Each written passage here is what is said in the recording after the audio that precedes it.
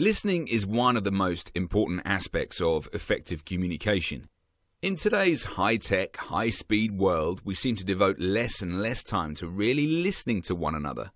Genuine listening is a skill, and it's a really powerful tool you can use in the workplace. By improving your listening skills, you can make a speaker feel heard and understood. This helps build stronger, deeper connections between you and your colleagues. A good listener creates a workplace environment where everyone feels safe to express ideas, opinions, and feelings. They can creatively solve problems in partnership, and they can save time, avoiding conflict and misunderstandings. They can also help relieve negative emotions. When a person feels that he or she has been truly heard, it can help calm them and allow for understanding or problem solving to begin. There are 4 key skills which you can learn to unlock the power of effective listening. Number 1, focus fully on the speaker. You need to really concentrate on the person speaking and pay special attention to their body language and other non-verbal cues. If you start to daydream, doodle, or check social media, then you're certain to miss non-verbal cues in the conversation. Okay, some speakers can be really boring, so if you're finding it hard to concentrate, try repeating their words over in your head. It will reinforce their message and help you stay focused.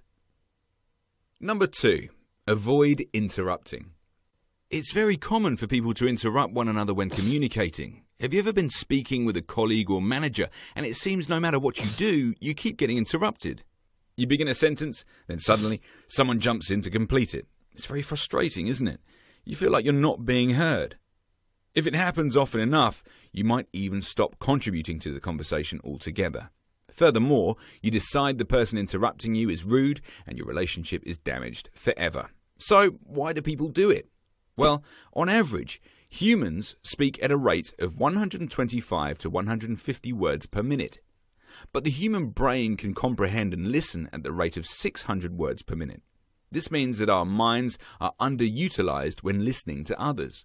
We therefore struggle to keep our minds on topic. You might hear 1 or 2 phrases of the conversation and jump ahead to a solution or share a previous experience. Our boredom can inadvertently create a separate conversation. There are simple tricks you can practice to interrupt your interrupting behavior. For example, try to close your mouth whilst listening. People often open their mouths to signal to the other person that they are ready to talk. When in a conversation, imagine a drop of glue on your lip. Focusing on keeping your mouth closed will stop you interrupting someone. Another tip is to make a note during the conversation. We now know that our brains operate much faster than others can speak, so it's natural that we have ideas we don't want to lose, and this can lead you to interrupt someone. To combat this urge and avoid losing the idea, write it down. Continue to listen, but make a note of the points you want to make when it's your turn to talk. Finally, try to change your focus. Think about listening more than talking. Simply change your goal for the conversation to listen more than you speak.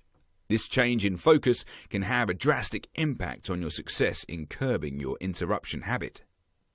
Chances are one of the points we just covered speaks to you directly. Focus on that method and use it in your very next conversation. Number 3, avoid seeming judgmental. In order to communicate effectively with someone, you don't have to like them or agree with their ideas, values, or opinions. However, you do need to set aside your judgment and withhold blame and criticism in order to fully understand a person. The most difficult communication, when successfully executed, can lead to the most unlikely and profound connection with someone. Number 4, show your interest. You need to look interested in what the other person is saying. Try to nod occasionally, smile at the person talking, and make sure your posture is open and inviting. Encourage the speaker to continue with small verbal comments like yes, right, and really. You can even show you are listening with non-words such as or uh-huh. If your goal is to fully understand and connect with the other person, then listening effectively will often come naturally. If it doesn't, you can remember the 4 key skills you've just learned. The more you practice them, the more satisfying and rewarding your interactions with others will become.